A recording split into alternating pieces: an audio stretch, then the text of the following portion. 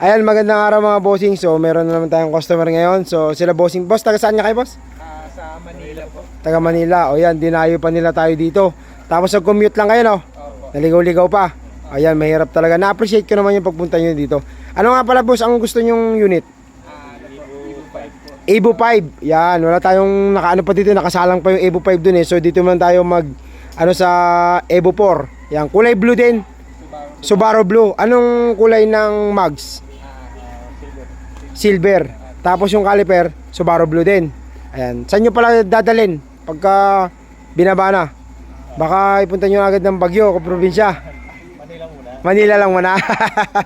Ayan, shoutout din kay Bossing sa airpot nila. So, ayan, saan nga? Dubai. Sana, Abu Dhabi, United Arab Emirates. okay, nasa Abu Dhabi. Yan, nakausap ko kanina. So, yan, nagpa-reserve na sila ng Evo 5 na Subaru Blue. Yan, kanina pa yung mga sila dito eh. Okay na tayo dyan, boss? Wala na atrasan yon? Wala na? Okay na? Okay. Boss, thank you. Salamat, okay. Salamat sa tiwala, okay.